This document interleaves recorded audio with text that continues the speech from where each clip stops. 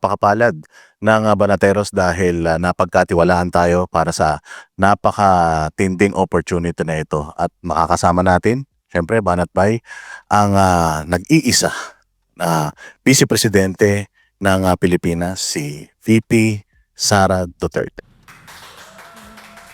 Gandang araw, ma'am. Magandang gabi, Boss D at Banat Bay. Maraming salamat sa pagkakataon na ito na ibinigay ninyo sa akin na maipaliwanag yung aking speech na ibinigay nung Miyerkules. At nagpapasalamat ako sa Vox Populi at sa SMNI News Channel dahil pinagbigyan ninyo ako. Actually, VP, nawindang talaga ang mundo ng politika, pati ng social media. Kasi kami po nakatutok sa social media. Alam niyo naman po na aming mundo ay social media.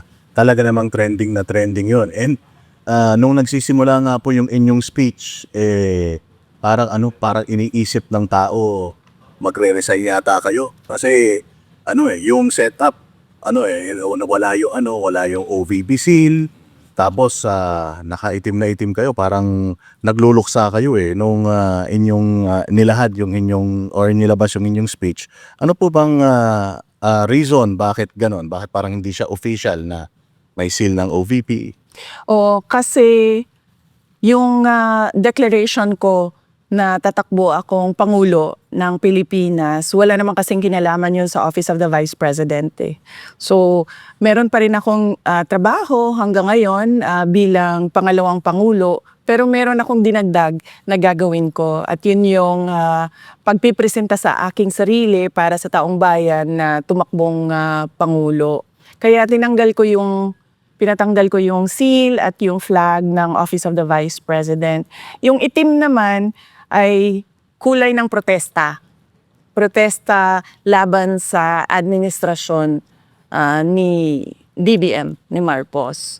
So yun yung kulay na napili namin noong 2025, noong tumakbo yung mga senators ng PDP laban. Napili ni Senator Amy Marcos din, itim, dahil yun yung nararamdaman ko nagluluksa dahil bakit umabot na sa ganito yung bayan natin, and nagluluksa dahil napakadilim noong nakikita kong kinabukasan natin sa administrasyon ni BBM.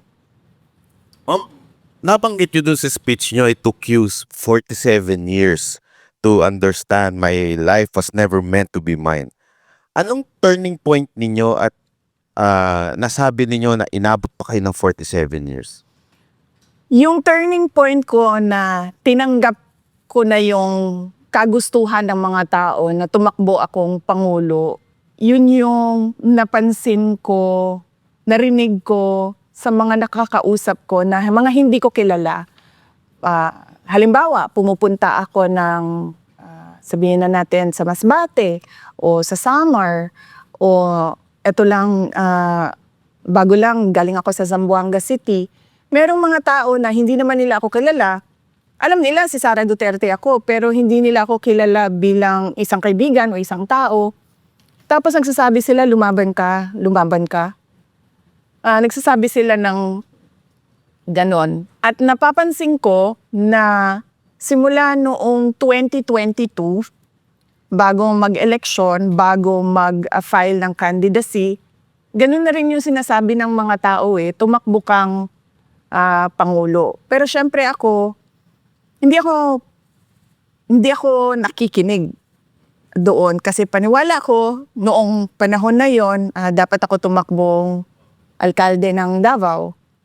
Tapos nung nirecruit ako para tumakbong Vice President, naisip ko, okay, sige, gagawin ko to para sa mga pagtutuloy ng proyekto ni dating Pangulong Duterte at syempre na rin para sa kagustuhan. Ibigay yung kagustuhan ng mga tao. Hindi ko man naibigay na tumakbo akong presidente, pero nabigay ko sa kanila na tumakbo akong Vice President. At ito nga ma'am, nabanggit nyo rin yung Proverbs 19:21, di ba po? Gaano kahalaga ang faith sa inyo para tumakbo ngayong 2028? mahalaga siya sa akin kasi maraming pangyayari sa buhay natin na hindi siya napapaliwanag ng kahit ano. Bigyan ko lang kayo ng example ng buhay ko, no. Sabi ko sa sarili ko nung batang-bata pa ako, gusto ko maging doktor. Naging abogado ako. Noong 2006, meron akong pagkakataon na bumalik mag-aral ng medisina. Pero hindi nangyari yon. Noong 2013, nabigyan ako ulit ng pagkakataon, pumasok ng med school, pero hindi siya nangyari. Tapos, sige, tanggap ko na. Naging politiko ako, hindi ako naging doktor. Gusto ko maging 3 consecutive terms na mayor. Para sa akin, napakalaking achievement nun, napakalaking accomplishment nun bilang isang politician. Sunod-sunod, 9 years kang iboboto ng mga tao pabalik sa isang opisina. Tapos, hindi man nasunod yun. Naging 1-term mayor ako. Tapos binigyan ako ng pagkakataon na tumakbo for Congress. Hindi din ako tumakbo kasi ayaw ko din. Pero sabi ng mga tao, tumakbo ka ng member of the House of Representatives. Sabi ko, ayaw ko. Babalik na lang ako sa law office. Magiging abogado na lang ako. Tapos nung 2016, kung maalala ninyo, naghahabulan kami ni Pangulong Duterte kasi sinasabi niya, hindi ako makatakbo kasi yung anak ko ayaw tumakbong mayor ng Davao City. Sabi niya, wala akong ibang pinagkakatiwalaan na tatakbong mayor. So sabi ko noon, ayaw ko. And then nung nakita ko na gusto ng mga tao na tumakbo siyang Pangulo, nagparaya ako. Sabi ko, sige, babalik akong mayor. 2016. Noong 2019, tinatanong naman na ako, tumakbo kang senator. Sabi ko, ayaw ko. Gusto ko mag-mayor kasi gusto ko 3 terms. Tuloy-tuloy yun. Tapos hindi man din siya nangyari sa akin. Naging vice president ako. Pero wala akong explanation kung bakit nagpaplano ako, meron akong mga gusto, pero hindi siya nangyayari para sa buhay ko. Kaya naghahanap ako sa Bible, naghahanap ako ng explanation sa Diyos kung bakit ganun yung mga nangyayari. Tapos nakita ko yung Proverbs 19 nga, na nakalagay doon, many are the plans in a man's heart, but it is the Lord's purpose that shall prevail. So parang napaka-appropriate niya na Bible verse sa mga nangyari sa buhay ko. And syempre, paniwala ko, yan din ang nangyayari sa buhay ng ibang tao na parang plano sila ng plano pero iba yung nangyayari sa buhay nila. So, you think, VP, nung 2022, people are really clamoring na maging presidente ka ng Pilipinas, number 1 ka, at yung decision mo to run ng vice president, konektado rin dito sa destiny na itong sinasabi mo. Yun na, hindi ko siya ma-explain. Pero baka yun nga yung plano talaga ng Diyos, diba? Kasi at that time naman, ni-recruit lang ako para tumakbong vice president. Tapos ang reason naman ng decision ko tumakbong vice president ay dahil, yun nga, may yung plataforma namin ay continuity and unity. Ibig sabihin, itutuloy yung mga magandang nagawa ng Duterte administration. At ibigay sabi ko nga, hindi ko man maibigay na tumakbong Pangulo, pero tumakbo ako on a national stage as Vice President. So parang pakiramdam ko noon, nabigay ko pa rin sa mga tao yung kagustuhan nila. Hindi ko ma-explain. On the hindsight, baka nga ganun ang ginawa ng Diyos para ihanda ako sa pagtakbo ko bilang Pangulo. So, connected din sa pangalawang tanong. So, sabi mo kasi hindi ka pinanganak para lang habulin ng happiness. So kung hindi happiness, VP, ano ang mission mo talaga? Yung sinasabi ko, hindi happiness, palagay ko hindi happiness ko kasi sabi ko nga gusto kong maging doktor, hindi naman nangyari sa akin. Gusto kong maging 3-term. Ito talaga hanggang ngayon masakit sa loob ko ba na hindi ko masabi sa mga tao, oy, 3 consecutive terms ako na mayor. Kasi kung isipin mo, 9 years yun mas mataas pa yun kesa sa termino ng vice president. So yung tiwala ba ng tao na ibalik-balik ka niya doon sa posisyon na yon, parang para sa akin napakalaking accomplishment bilang isang tao. So hindi pa rin, wala pa rin sa akin. So ang tingin ko, hindi para sa akin ang magplano kung ano yung kagustuhan ko sa buhay ko. Ang para sa akin ay makinig sa Diyos at makinig kung ano sinasabi ng taong bayan. Kaya yun ang sinabi ko. Yung turning point ko, halimbawa, bababa ako kasi may bibilin ako sa 7-Eleven. Bibili akong kape. Tapos, yung security guard magsasabi, lumabang ka. Wala man siyang, hi, hello, uy, Inday Sara, wala. Sabihin lang niya, lumabang ka. Ganun lang. At marami yun, hindi lang isang tao ang naggaganon. So parang ako ba, nararamdaman ko na yung, kumbaga, desperation nila. Kasi namimilit na sila ng isang tao na nagsasabi din na ayaw ko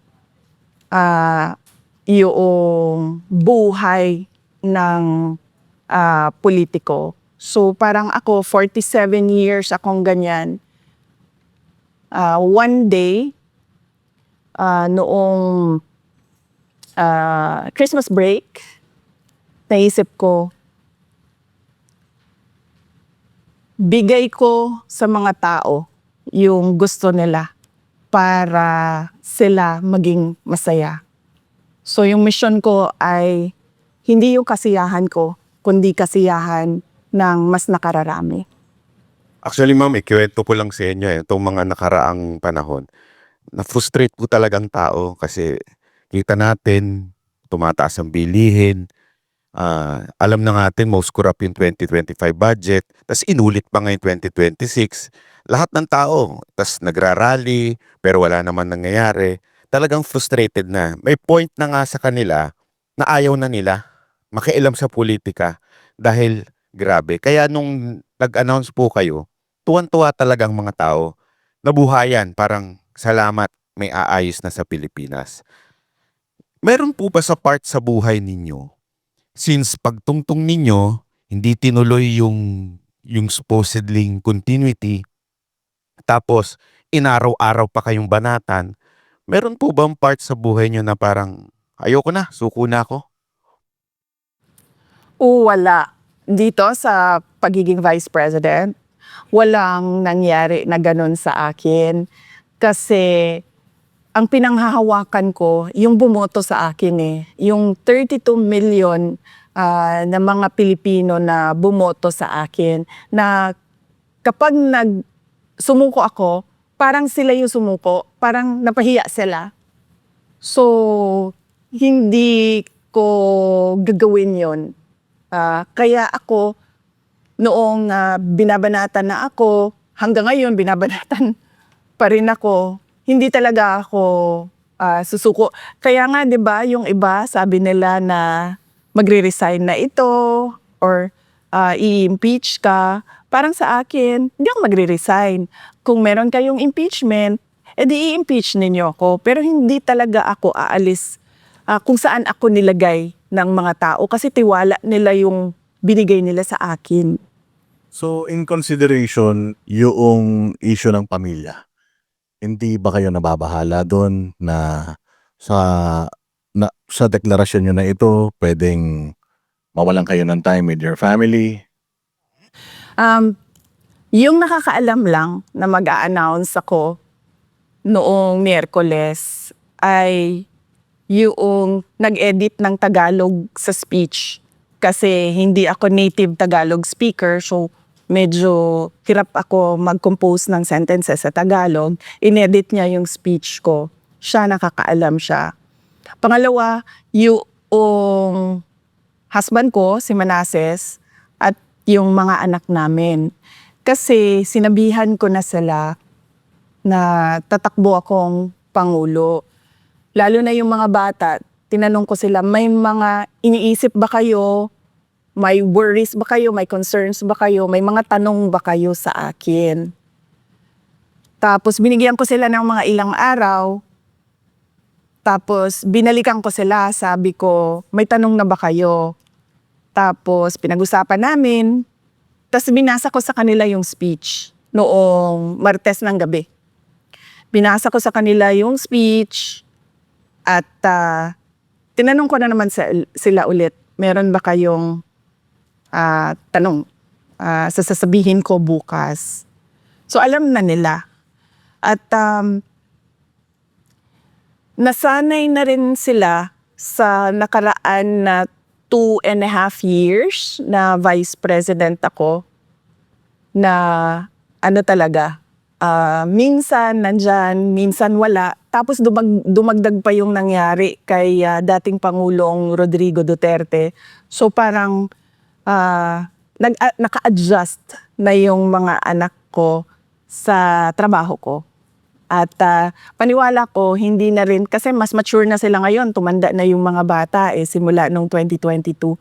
So paniwala ko, maiintindihan na nila kung ano yung mga kailangan kong gawin para sa bayan. So, ibig sabihin po pala, walang nakakaalam na ibang politiko or any supporter, funder. Talagang sarili niyong desisyon ito dahil sa panawagan ng taong bayan sa inyo? Oo, walang kahit mga kapatid ko. Yung mama ko, sinabihan ko siya. Kaso hindi niya ata kasi naintindihan. Nagagawin ko na ngayon. Yun. Sinabihan ko siya, hindi para magpaalam, kundi para lang ma-inform siya. Pero yung nakakaalam talaga ng detalye, yung mga anak ko, tsaka yung asawa ko, tsaka yung nag-edit ng Tagalog sa speech. Pero may tanong din ng taong bayan kasi nung in-announce nyo to, galing po kayo sa The Hague kay Pangulong Duterte. Meron po bang sinabi sa inyo na nag-convince? Pinlano nyo po ba? O wala po? Wala.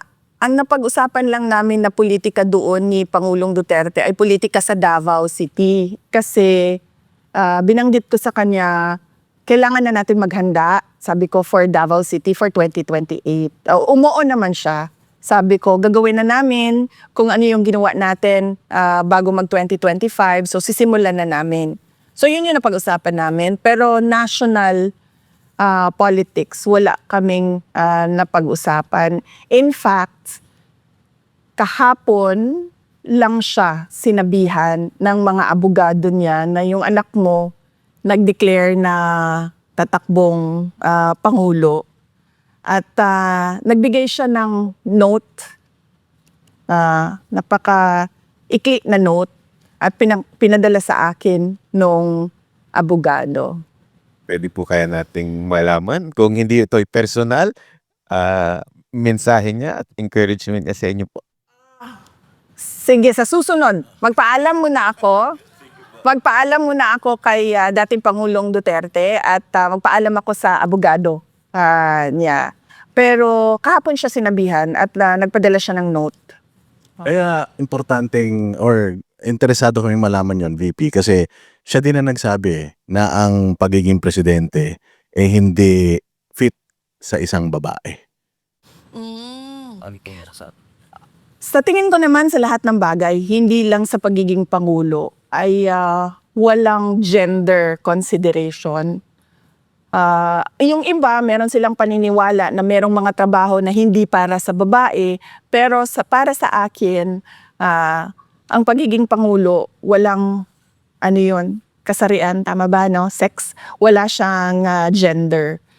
So, yun siguro yung paniwala ni Pangulong Duterte at sa tingin ko hindi lang siguro siya yung may mga ganyan na paniniwala, pero para sa akin Yung gender, wala yan.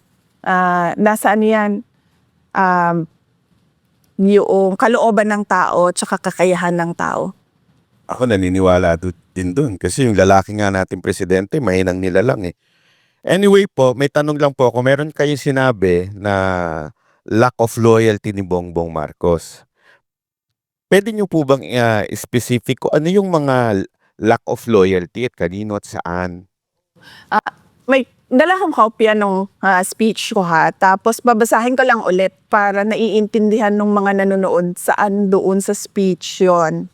So ito yon, no? Sa unang mga buwan pa lang ng aming termino, nakita ko na ang kawalan ng katapatan ni Bongbong Marcos Jr. sa mga pangakong binitawan noong kampanya, pati na sa kanyang mga sinumpaang tungkulin para sa bayan.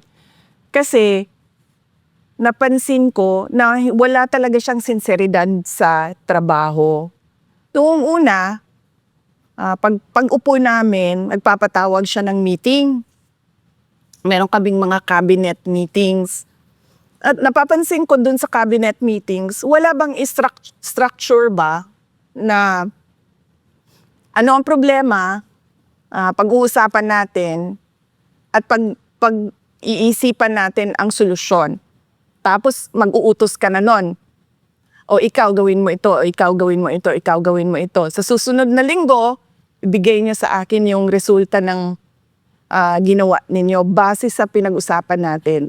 Ganun yun eh. Kaya nga may cabinet eh. Kasi meron ka iba't ibang opinion, iba't ibang experiences, iba't ibang kakayahan na mag-iisip para sa mga kailangan ninyong gawin. Mga ilang buwan siya nagpapatawag ng cabinet meeting. Tapos bigla sabi niya, ay hindi na tayo magka-cabinet meeting. Sabi niya, papatawag lang namin kayo kung may kailangan kami sa inyo. So doon ako parang, okay, so paano tayo mag-uusap kaming lahat, tayong lahat, mag-uusap-usap kung ano yung dapat na united effort natin sa mga kailangan gawin, sa mga prioridad ng administrasyon, kung hindi tayo mag-uusap. Bigla na lang nawala na ang cabinet meeting. Ito kasi simula pa lang po. Oo. Hindi ko na lang maalala ngayon kung mga ilang weeks ha, kasi ang cabinet meeting every week yan eh. So mga weeks, or sabihin na natin siguro 2-3 months into the term, biglang wala na, papatawag lang namin kayo. Sinabi po ba siyang dahilan? Bakit wala ng cabinet meeting? Wala siyang sinabing dahilan. So parang ako, nagulat ako na parang ganon. Tapos, syempre, sa akin, sa Department of Education, hindi po ba dapat yung Pangulo may vision siya? Ano dapat ang mangyari sa basic education mula 2022 hanggang pagkatapos ng termino 2028. At syempre sasabihin mo, kailangan ha na pagkatapos ng 2028 ay yung susunod, meron siyang susundan na plano para hindi napuputol yung mga gagawin. Wala eh. Sinasabi ko sa inyo, lahat ng ginawa sa Department of Education, kami lang yun. Kami ng mga USEC, ASEC, Regional Director, Superintendents, mga teachers, kami lang ang nag-usap, nagplano, at nagbigay ng direksyon para sa Department of Education. Malamang, duda ko, kaya nakikita nyo na parang kalat yung governance ngayon kasi ganun din yung ibang departments. Buti sana kung magaling lahat ng secretaries. Alam niya kaagad na, okay, sige, kailangan natin ng vision, kailangan natin ng plano, kailangan natin ng implementation. Paano pag hindi? 'Di ba? Tapos walang utos. Walang nag-uutos sa'yo. na presidente at walang nagbabantay sa iyo na presidente. So yun yung na-disappoint ako ba? Na kasi akala ko mabilis, tuloy-tuloy yung trabaho. Tapos sasabihin mo sa mga tao, eto nagawa na natin, eto gagawin natin sunod. Mga ganon.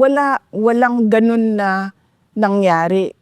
Nagmi-meeting kami, example, nagmi-meeting kami for DOTR, infrastructure sa mga iba't ibang big ticket projects ng DOTR. Napakahalaga nun. Kasi yung public transport natin, di ba? Sobrang one of the worst siguro in the world. Tapos, merong mga nasimulan na, nagtataka ako, bakit hindi nila pinapansin? Nasimulan na nung nakaraang administrasyon So, ang gagawin mo na lang, tutuloy mo na lang yun, papondahan mo yung mga kailangan pondohan. Tapos, magbebenepisyo na yung mga tao nun. Wala, hindi pinansin, hindi tinuloy. So, ako, nag-ano na talaga ako na parang tipong, naramdaman ko, the moment na naging presidente siya, yun na yun. Parang, that's it. Naging pangulo na ako at tapos na yung mission ko sa buhay. Yun yung napansin ko sa nangyari noong ako ay nasa gabinete. Pero wala po kayang inner circle na kinakausap siya kaya nagkakagano ng pamahalaan? Hindi kasi ako nakikipagbarkada sa kanila kasi sa akin trabaho lang yung ginagawa ko. So ibig sabihin kapag binigay sa akin yung Department of Education, yung tututukan ko yung trabaho ko sa Department of Education. Tapos ako, dahil, syempre diba tumakbo kami in tandem. So parang ako, doon sa Department of Education, kailangan meron kaming mga accomplishments. Kasi unity kaming tumakbo So kailangan pagkatapos ng termino niya, merong accomplishments yung DepEd. So ganun yung mindset ko noon. So, nung mga napapansin mo, VP, na parang teka, hindi na nagpapatawag ng cabinet meeting, tapos walang directions na binibigay sa inyo. Kayo lang yung sarili nyong effort, yung ginagawa ninyo bawat ahensya ng gobyerno. Dumating ba sa punto na kinall out mo siya, personal, tinawagan mo siya? Ano yung mga ginawa mong way para ma-communicate sa kanya yung nakikita mong mali? Hindi ko siya sinabihan kung ano ang dapat gawin. Kasi kapag nagpresenta ka bilang kandidato ng pagkapangulo, di ba dapat alam mo na yung gagawin mo? Kasi nagsabi ka sa mga tao piliin ninyo ako para maging pangulo. So ibig sabihin, alam mo na yung gagawin. Tsaka pangalawa, paniwala ko, hindi siya makikinig sa akin. Kasi vice president ako presidente siya Diba? O yan din, sige puntahan natin sa gender, babae ako lalaki siya So, paniwala ko that time, hindi ito makikinig. So, ang ginawa ko, tinutukan ko lang talaga yung Department of Education. Masasabi ko na,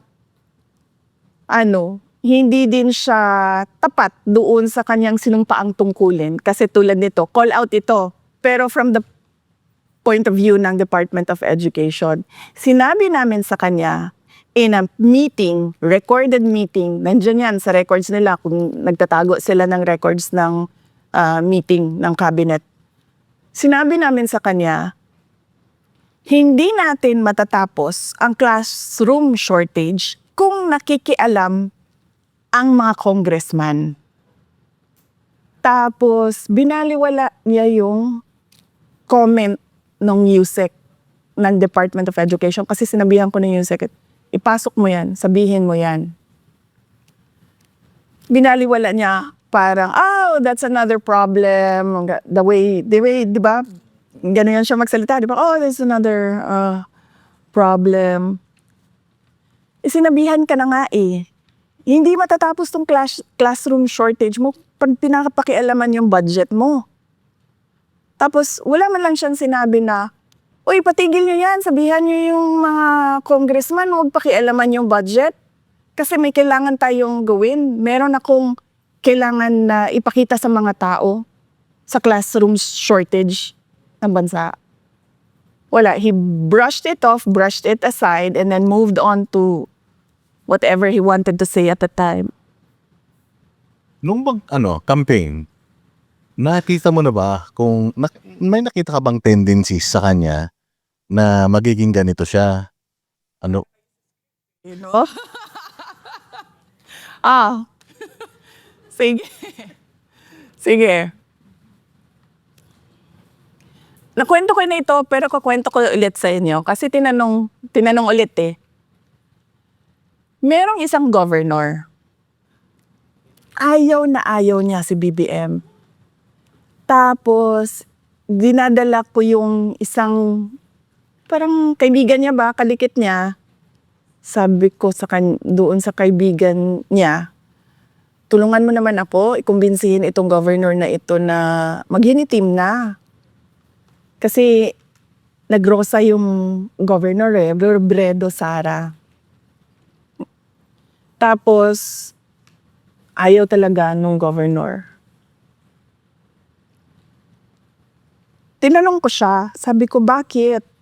Sabi niya, ayaw ko na sabihin. Sabi niya, hindi naman na mahalaga yan eh. Sabi niya, basta, ayaw ko lang mag-Marcos.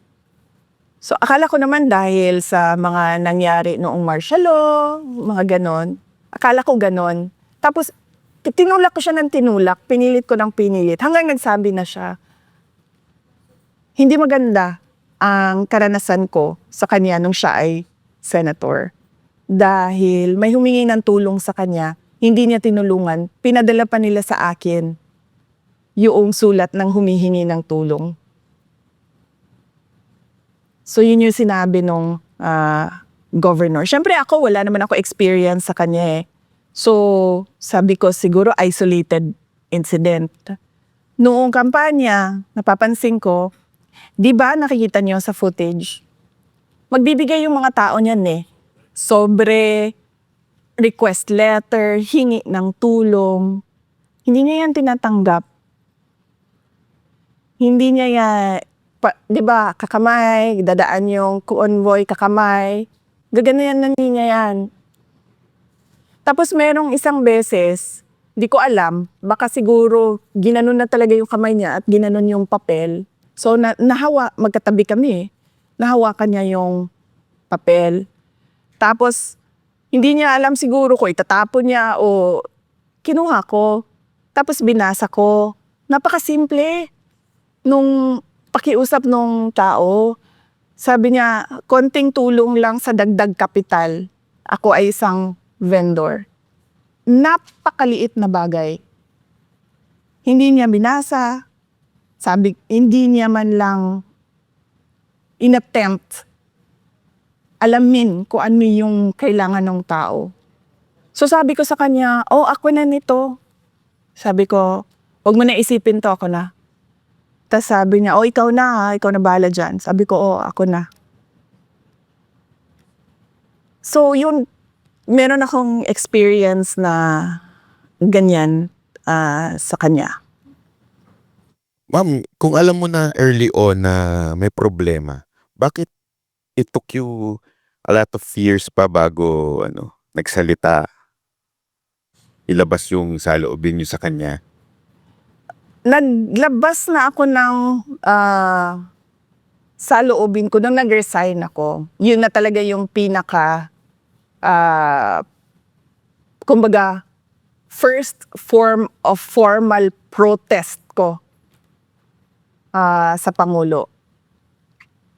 Sinabi ko doon, 3 yung dahilan. Unang-una, personal, dahil meron siyang pangako sa akin na hindi niya tinupad.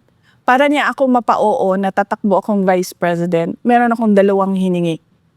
Isa doon, wala talaga.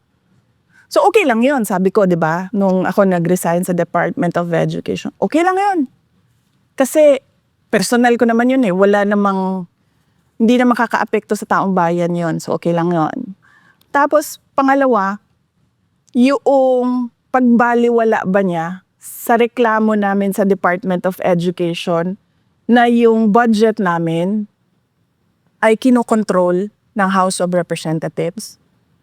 Hindi lang control, kinuha talaga at pinaghati-hatian. At syempre, sabi ko nga, nung ako ay nag-explain noon, yung sabi ko, nakikita sa papel, hindi ninyo nang kailangan ng ebidensya dahil inattach mismo ng House of Representatives ang listahan ng paghati-hati nila ng budget ng Department of Education. Pag-akyat namin sa Senate during the plenary, merong isang senator na nagtanong, sa inyo ba itong listahan? Sabi namin hindi. So parang nabuhayan kami doon na parang baka sa BICAM ay maayos yung budget namin, pero wala pa rin. Kaya doon ko nasabi, sabi ko 2 tao lang naman ang mahawak ng budget sa Pilipinas. Si Martin Romualdez at si Zaldico. At masasabi ko na pinapabayaan ni BBM dahil nung sinabi namin sa kanya during a cabinet meeting, classroom shortage, pinapakialaman yung budget, binaliwala niya yung tanong or yung sinabi namin. So, ibig sabihin, meron siyang, kumbaga, approval, implied approval doon sa ginagawa.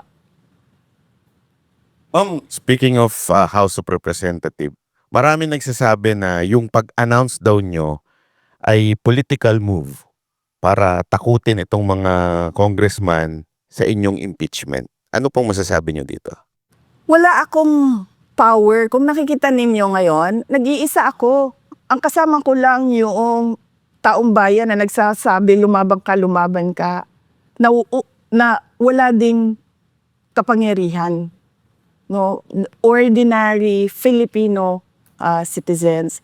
So paano ako mananakot ng mga members ng House of Representatives na kumbaga naka-angkla, nakasabit sa kapangyarihan ni BBM, sa kapangyarihan ng administrasyon.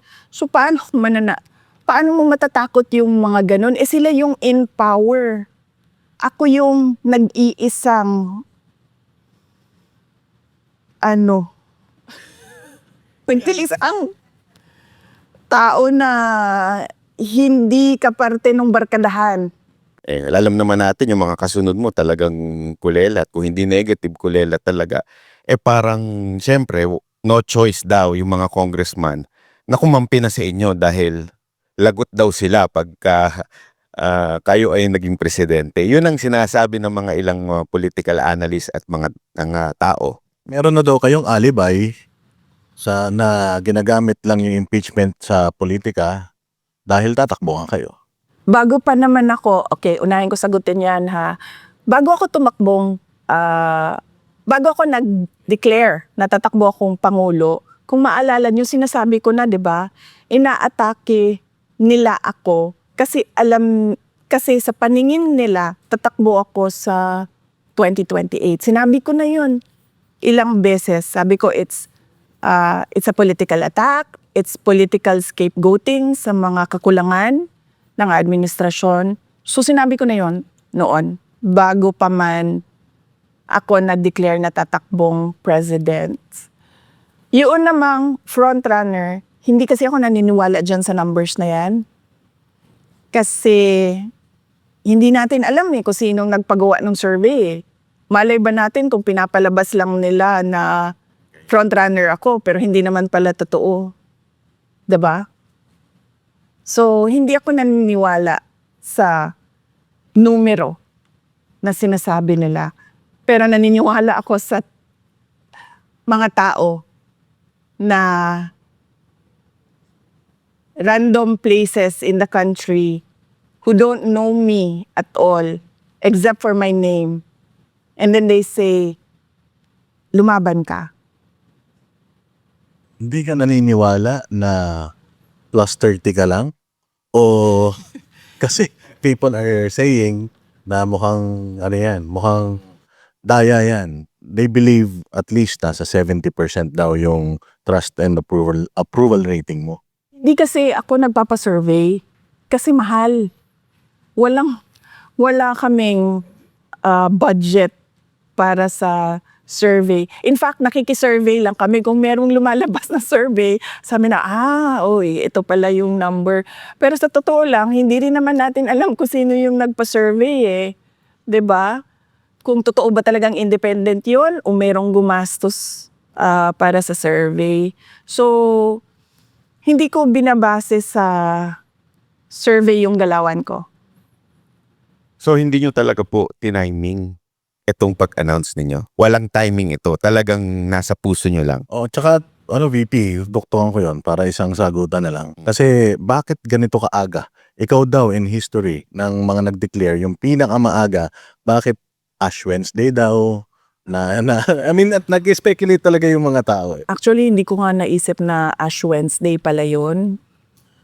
Nalaman ko na lang na Ash Wednesday kasi sinabihan ako pagdating ko sa office, may misa. Sabi ko, bakit may misa? In fact, kung nakikita nyo, pinalitan pa yung setup, 'di ba? Kasi akala nila press conference yun. Naka-table yun eh. Walang podium yun sa una. Tapos nandun pa yung mga heraldic symbols. Tapos pinapalitan ko. Tapos sinabihan ako may misa. Sabi ko, bakit may misa tayo Ash Wednesday? So, tapos nalaman ko lang after na Ramadan na pala. Kasi yung mga kaibigan ko na mga Muslim, nag-greet na ng Ramadan Mubarak. So, walang ano yun. Pero, binigay ko naman yung rason. Kung maaalala ninyo, nandun yun sa speech. Kasi inisip ko na talaga yun eh. Ako magtatanong ito sila kung bakit February 2026 ako nagsabi. Tapos, sinabi ko na yon, binigyan ko ng rason para hindi na sila magtanong. Pero nagtanong pa rin pala sila. Sabi ko, madalas, iniiwasan ng mga politiko ang maagang paghayag ng kanilang mga plano upang hindi sila maging target ng pag-atake. Ngunit, matagal nang sinira ng administrasyong ito ang pangalan ko. Kung maalala ninyo, nagsimula yung attacks nila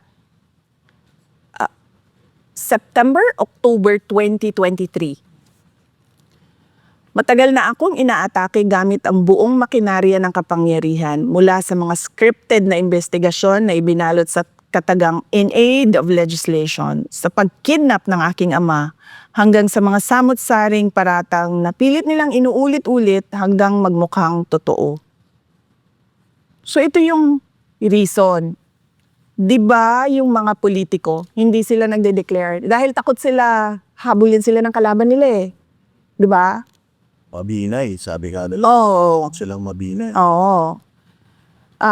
Kakasuhan ka. Iimbestigahan ka. Ginawa na nila lahat yun eh. 'Di ba? So ano pa bang i-delay ko sa sasabihin ko na tatakbo akong Pangulo ng Pilipinas? Sinabi ko sa lahat, gagawin ko yon December of 2026. Inagahan ko lang ng ilang buwan. So wala namang kakaiba doon. Nabanggit niyo din po sa inyong speech na humingi kayo ng tawad dahil po sa nailuklok si BBM dahil sa inyo. Dahil po anong specific na sa tingin ninyo talagang hinihingi ninyo aside from sa binanggit ninyo na tawad sa Pilipino? Bakit? Sa tingin niyo po ba talagang kayo ang dahilan ng pagkapanalo ni BBM? Kasi ang pagiging Pangulo, destiny yan eh. Diba? So hindi ko naman masabi na ako yung dahilan ng kanyang pagiging Pangulo. Pero nag-contribute ako sa paghingi ng tulong sa mga tao na iboto si BBM. Kaya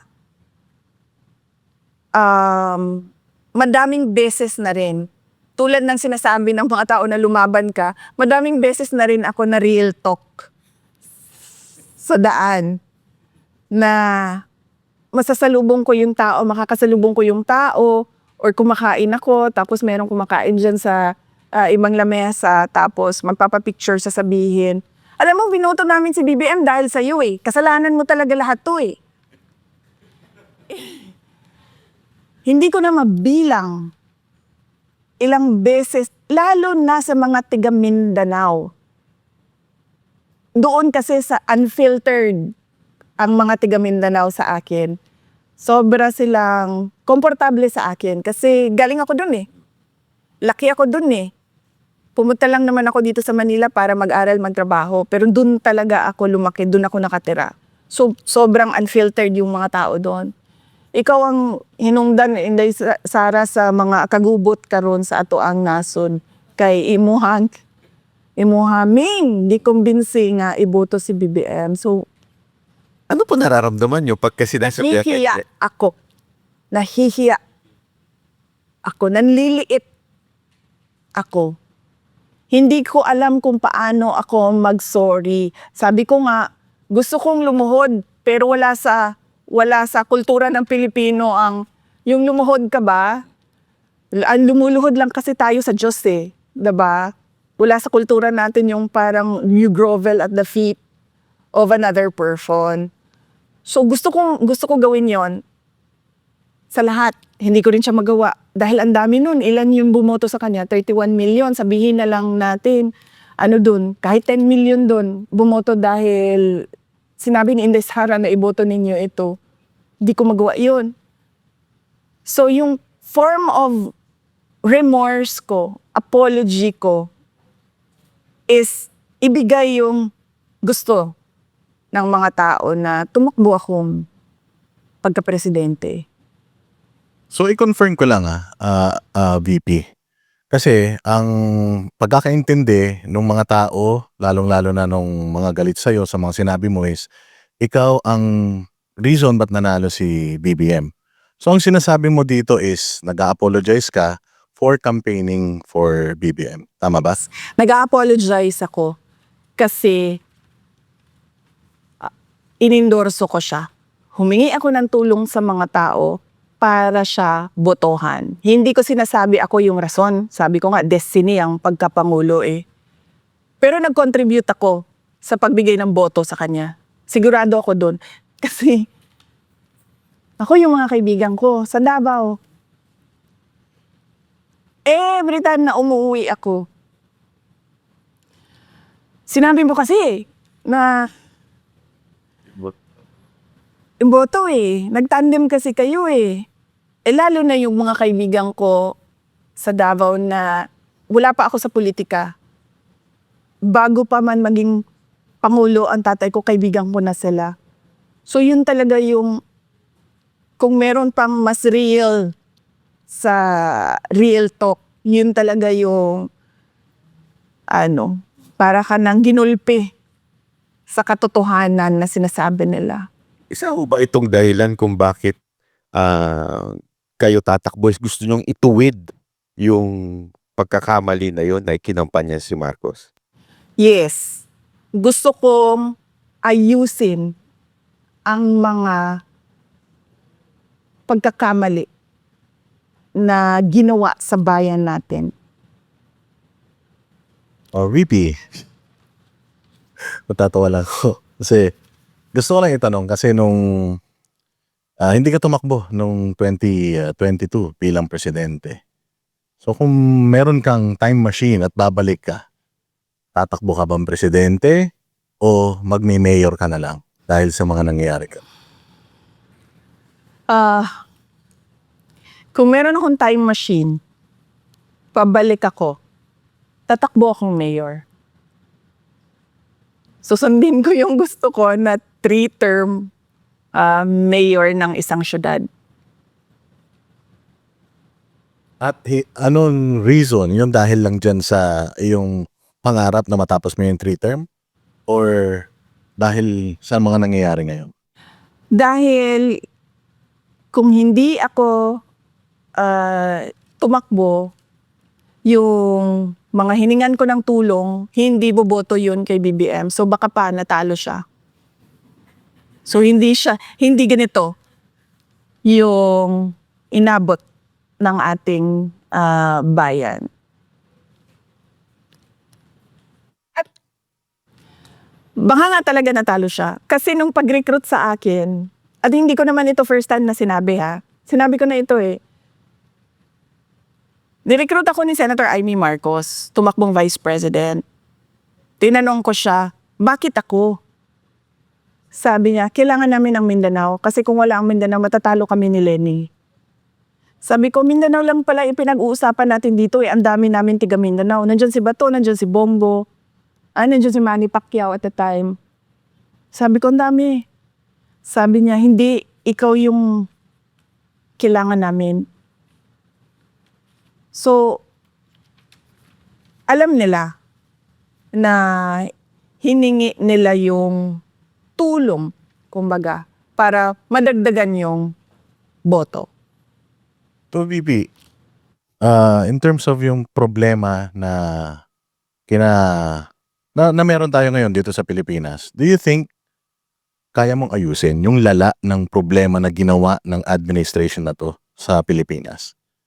Kaya ba natin makarecover talaga? In 6 years, hindi eh.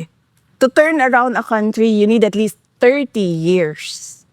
So, dapat merong long-term na continuity. Yan. Long-term na plano, long-term na continuity na paniniguraduhin mo na yung susunod, hindi niya pababayaan, babaliktarin, o ibabasura yung nagawa nung nauna. Kasi yun yung sikreto ng pag-unlad eh. Kasi kulang ang 6 years para ayusin ang isang bansa. Minimum of 30 years. Siguro kung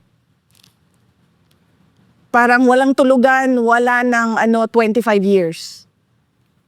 Wala nang pahinga, 25 years kakayanin. We'll shave off 5 years. Pero kasi ang termino ng isang pamulo, let us be realistic, 6 years lang yun.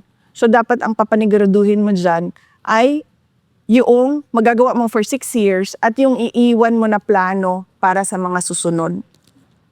Maganda siguro kung naging tuloy-tuloy si Marcos noon, konti na lang ang bubunuin nyo. Pero dahil nga, Tinuloy niya yung... tinuloy niya yung kay Pangulong Duterte, 6 years yun, 6 years kay BBM, konti na lang sana yung mga iba pang taon. Kaya lang lalong gumulo nung panahon ni Marcos. So mas lalo po bang lumalim ito, naging problema natin dito kay Marcos? Kung makikita nyo naman sa numbers kunin nyo lahat ng economic indicators. Wala, bagsak na talaga yung Pilipinas. Investor confidence, wala. Nagsisinungaling lang yan sila na meron. Pero walang interesado sa Pilipinas ngayon. Kapanggit niyo po na natatakot kayo for the next generation. Anong specific na kinakatakutan nyo nung binanggit niyo yun? Natatakot ako, nabanggit ko yon sa speech. Sabi ko dito nga na ako'y kahadlok nga moabot ang adlaw nga dawato na lang nato ang kapobrehon isip kapalaran nga maanad data sa sayop nga mawad-an na lang ta og paglaom. Natatakot ako na tanggapin na lang nila ba na yung mga kabataan, tanggapin na lang nila pinanganak akong mahirap, mabubuhay akong naghihirap, mamamatay akong isang mahirap. Hindi ko gusto yon para sa ating mga anak. Tapos natatakot ako na tatanggapin na lang nila kahit mali, okay lang. Tulad ng nangyayari ngayon, ang laki nung ninakaw sa budget natin. Hindi pa yon nare-review ang 2022, 2024, tsaka 2023 budget ha. 2025 pa lang pinag-usapan natin. Tapos para bang wala lang siya, sa mga tao. Bilyon-bilyon ang pinag-uusapan na hinatin kung saang bahay, nakalagay sa mga maleta. Pero parang tanggap lang ng mga tao, ganun talaga eh. Tapos natatakot ako na mawalan na ba sila ng hope yung mga tao. Tapos magkanya-kanya na tayo, there'll be lawlessness.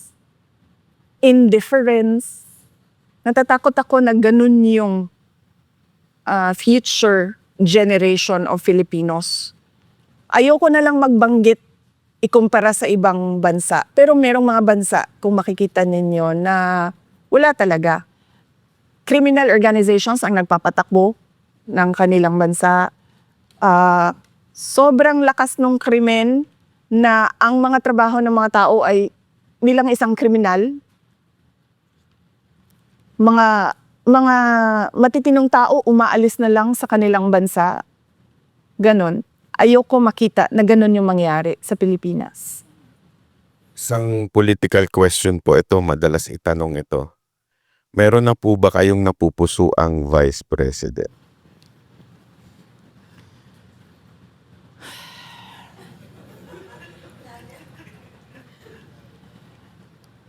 Kasi wala naman yan sa listahan. Tatanong yun. Dalaw pa, pwede sa Delisa.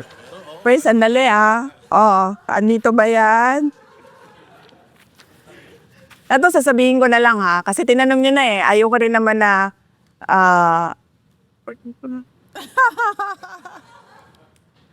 may nirecruit ako. Hanggang dyan lang hanggang dyan lang ang sasabihin ko. Nirecruit ko siya last year pa. Kaso, wag na muna natin yan pag-usapan. Protektahan natin yung tao hanggang sa makapag-desisyon siya kung anong gagawin niya sa karera niya. Ganda yan. Sasabihin na lang sa atin ni VP off-cam. Pero yung sinabi mong walang second passport, walang matatakbuhan. Paki-explain further yun. Ano ba? Pansinin nyo sa mga mayayaman, di ba sila, napakadali sa kanila na bumili ng bahay sa iba't ibang bansa. Kahit yung mga congressman, madami. Mga congressman, madami dyan may bahay sa ibang lugar. Tapos, yung mga kamag-anak nila o yung mga immediate families nila may second nationality, dual citizens. Diba? Hawak nila pasaporte ng Pilipinas, hawak nila pasaporte ng ibang bansa. Huwag na tayo magbanggit kung ano, kasi sisikat yung bansa. Diba? Tapos, napakadali ba sa kanila na pag magkagulo na tayo dito, pupunta lang sila doon? Sa ibang bansa, doon sa bahay nila, kasi may residency yung anak, yung asawa, yung kapatid, yung pamangkin. Meron akong townhouse dito sa bansa na ito. May villa ako doon sa bansa na doon. Napakadali para sa mga politiko, mga may kapangyarihan, mga mayayaman, na ganun yung gawin nila. Pero paano tayo? Paano tayo na wala tayong ibang option, wala tayong ibang choice, kundi manirahan dito sa Pilipinas. Wala tayong dual citizenship. Wala tayong isang malakas na passport na gagamitin natin. Lalayas lang ako dito pag, nagkagulo na itong bansa na ito. Meron naman akong fallback doon Paano yung mga ganyan? Ang dami nun. Ang dami natin. Ang dami natin na ganun yung buhay natin na parang nakaangkla tayo dito sa Pilipinas. At hindi tayo susuko dito sa Pilipinas kahit man magkagulo na. So paano tayo? 'Di ba? Dapat bigyan natin ng pag-asa yung mga walang ibang option kundi ang manirahan sa Pilipinas. Maraming nagsasabi na yung mga Pilipino daw politically saturated na and sawang-sawa na silang makarinig ng pangako. So, ang tanong nila is, bakit? Kailangan pa kaming maniwala sa'yo. Pinipresenta ko yung sarili ko bilang isa sa mga kandidato ng pagkapangulo ng Pilipinas. Ang pinanghahawakan ko, yung mga nagawa ko sa Davao City. Noong ako ay mayor ng Davao City, sinabi ko sa sarili ko na dapat sa pag-alis ko dito sa posisyon ko bilang mayor, mas maganda yung Davao City kesa paano siya iniwan noong sinundan ko na mayor. Ganon yung mindset ko noon. Dapat pag-alis ko, mas gumanda yung Davao. Pag-alis ko, nagtapos namin yung problema sa insurgency. Na-declare kami na insurgency-free Davao City. And hindi nangyari yun ilang dekada sa Davao City. 1980s, 1990s, early 2000. Always kilala ang Davao City, Paquibato District namin na stronghold ng mga NPA.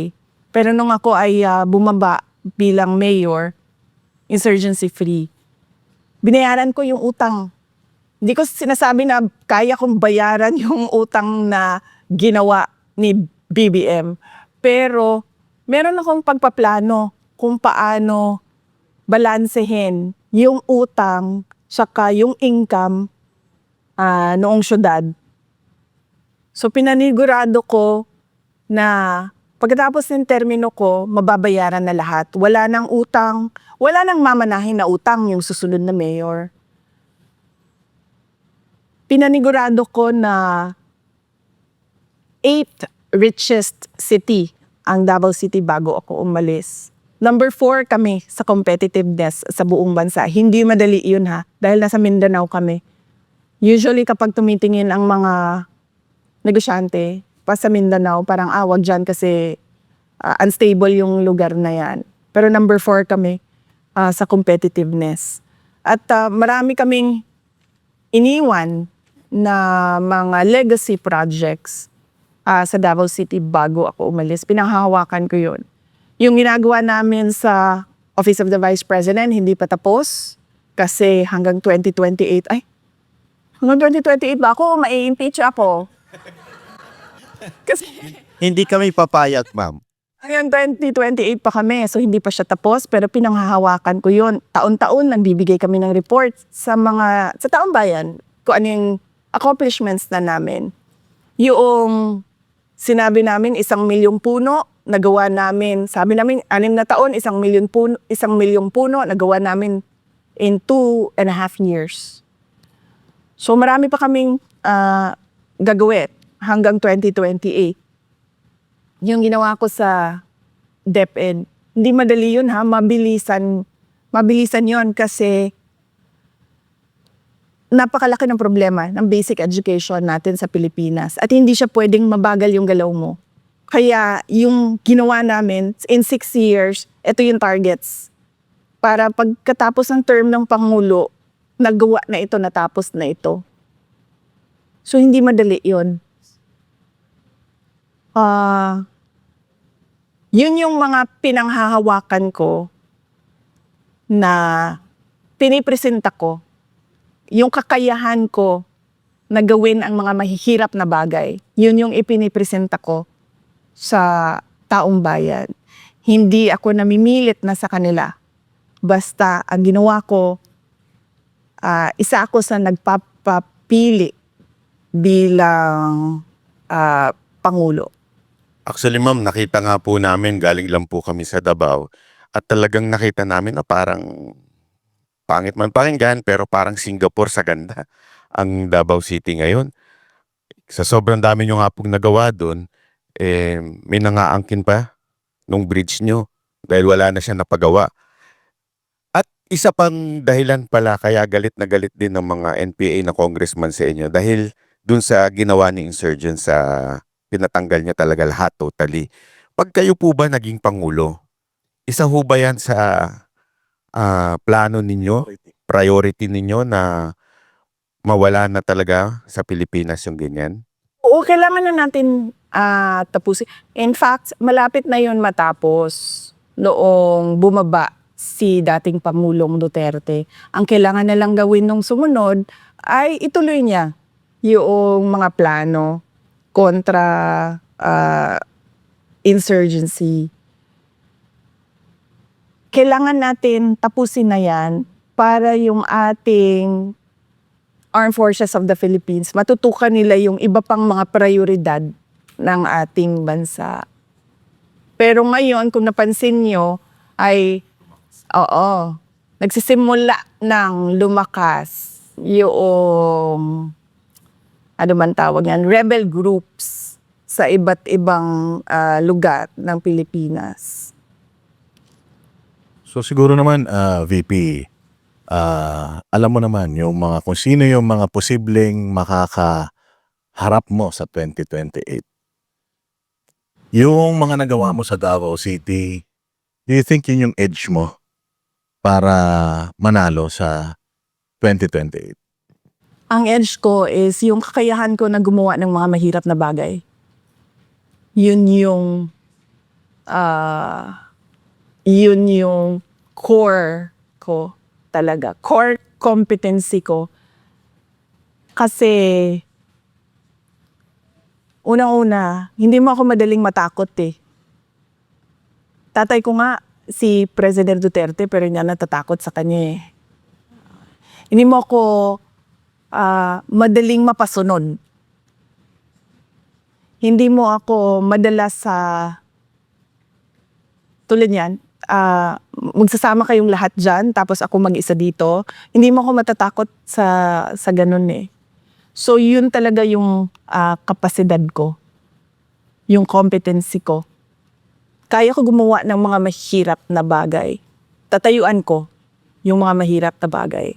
Yung pag-ikot mo sa Pilipinas, you think kaya na ang buong Pilipinas ay maging katulad ng Davao City na disiplinado, involved yung mga tao sa governance? Yung pagbabago ng values ng mga tao, hindi siya magagawa kaagad.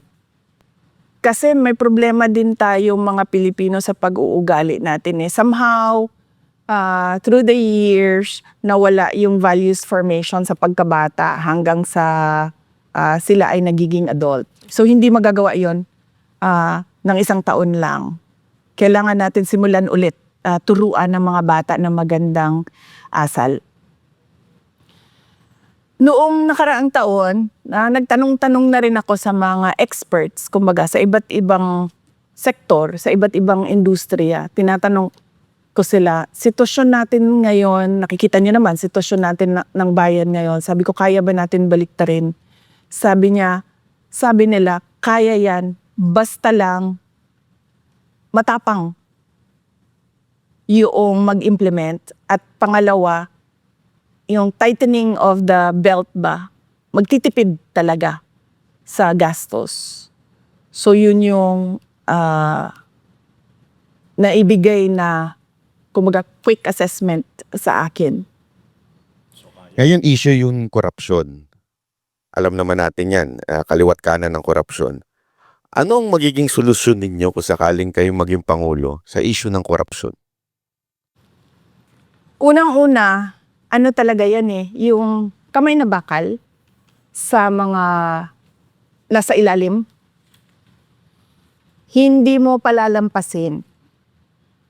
Kumbaga, pag merong ginawa, alis kagad, palitan kagad. Hindi na yung pag-uusapan pa, itatago pa, hindi ganon. Diretso, one shot lang. Ikaw may ginawa na pangungurakot, malis ka na dyan. Ganon. Hindi siya dapat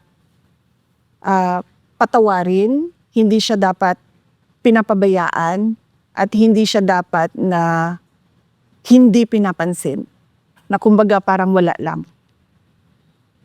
Dapat, pag merong nangyari, alis, palitan mo yan. Punta na tayo dun sa mga reactions ng mga nasa social media. O lalong-lalo na nung mga ayaw kay VP at nabulabog doon sa inyong pagde-declare. Sabi nila kulang daw yung paghingi mo ng apology. Dapat daw mag-apologize ka doon sa mga remarks mo against the the president and yung iba pang mga sinasabi nila na nagawa mo? Bakit ako mag-apologize sa remarks ko sa Pangulo? Hindi nga sila nag-apologize sa ginawa nila sa akin. Documented ang mga threats sa akin. Hindi namin yan nilalabas kasi nga meron pang impeachment na mangyayari at yun ay subject nila sa impeachment nila. Ang masasabi ko lang dyan, hindi nga krimen, nagiging impeachable offense. So hindi ako magsasorry sa kanila. Sila muna magsorry sa akin dahil documented yung threats namin. Meron pang isang congressman na hindi naman nanalo pero nakaupo ngayon ang nagsabi na hindi daw siya susuporta sa iyo. Ano mensahe mo sa kanya? Hindi ko rin naman siya sinuportahan nung siya ay tumakbo eh. So, it's a tie. It's a tie. Nauna na akong hindi sumuporta sa kanya. And yung sa sinasabi naman nila na personal interest lang daw yan. Ambition without accountability. Hindi ko maintindihan, ano ba sinasabi nila na walang accountability? May 4 sila na impeachment complaints, 'di ba? Araw-araw nila tinetreaten na iimbestigahan, magta-trial, i-impeach. So hindi ko alam saan doon ang walang accountability. Nung meron namang nag-file ng impeachment complaint, ano ba sinabi namin? We are prepared to answer it during trial. Ma'am, nung amin pong itong vinlog, ang kadalasang comment ng tao, mag-ingat si VP. Kasi alam naman natin, ngayon na talaga nag-finalize na kayo ng decision nyo, sure, sa tingin ng mga Pilipino, sobrang laki ng chance yung manalo. So, dalawa lang yan. It's either i-impeach kayo para hindi na kayo makatakbo or may gawing masama sa inyo. Hindi po ba kayo natatakot na sa pagsalita nyong ito ay malalagay sa alanganin ng inyong buhay? Hindi na ako takot kasi kasama na yun sa desisyon ko na posibleng gagawin sa akin. In fact, sinabi na nga sa akin noon na meron naman talagang plano na mga ganon. So, hindi na ako takot kasi na yun kumbaga kalakip na yun sa desisyon na ginawa ko. Hindi siya pwedeng mahiwalay doon sa desisyon ko So, hindi pwedeng nag-decide ako tatakbong president pero matatakot akong patayin ako. Hindi na. So, kinalimutan ko na yun. Wala na yan. Yung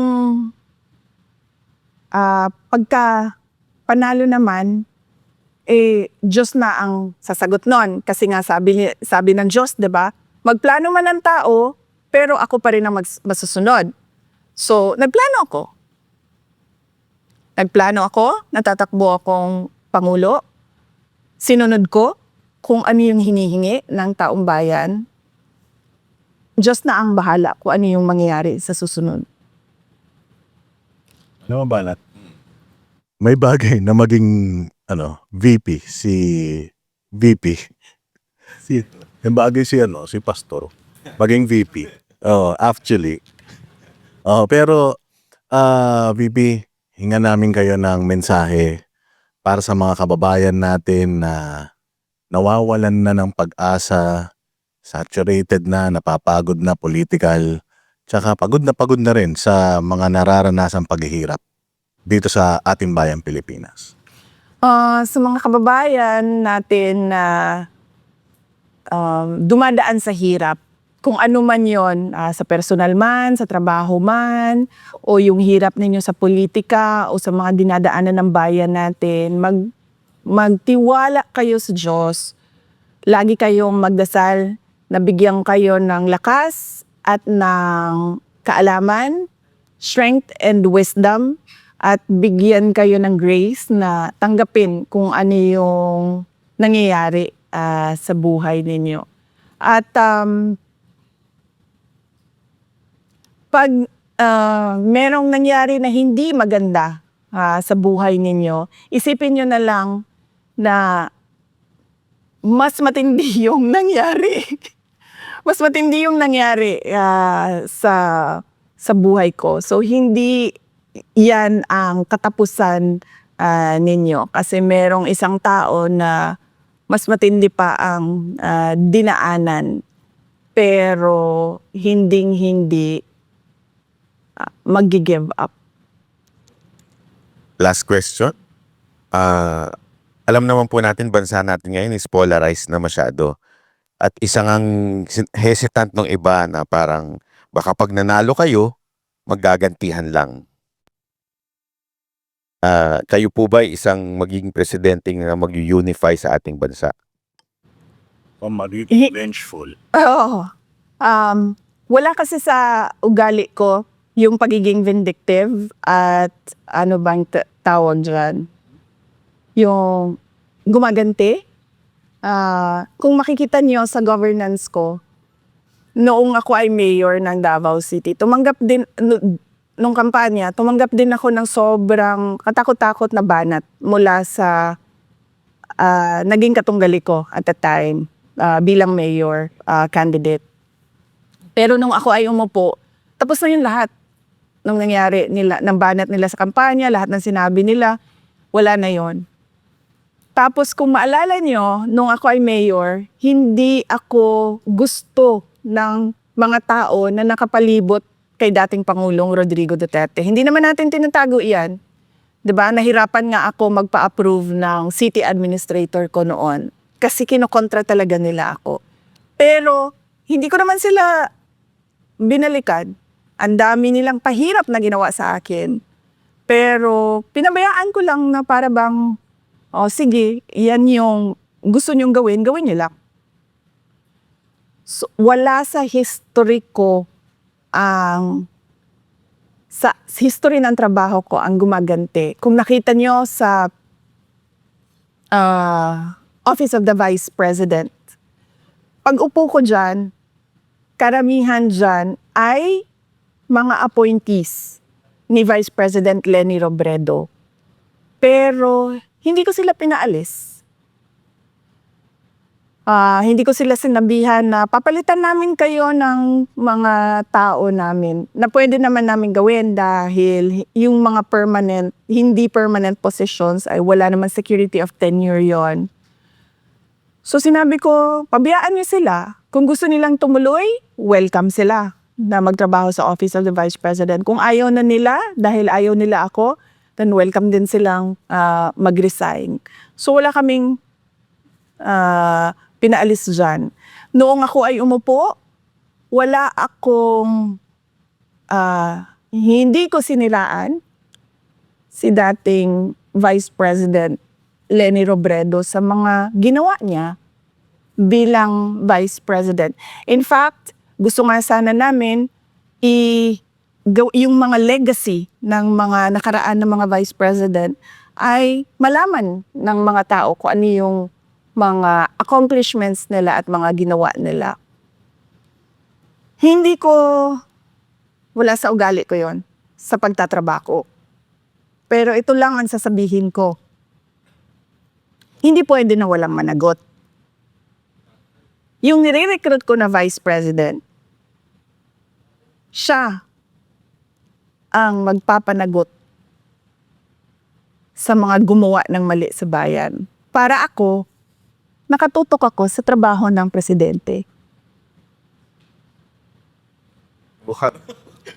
Naging pala ba doon Mukhang may clue tayo Oo, mukhang alam ko na. Pero alam mo ko, naniniwala ako na mananalo si VP bilang presidente. Kasi marami ng revelations kay Pastor na maraming beses mas maraming beses daw niyang napanaginipan na si VP magiging presidente kesa kay PRRD. So again, VP, salamat po sa inyong pagpaunlak sa aming invitasyon, and it's a great honor and opportunity na alam namin hindi kayo nagpapa-interview, pero nagtiwala kayo sa Vox Populi and sa Banateros.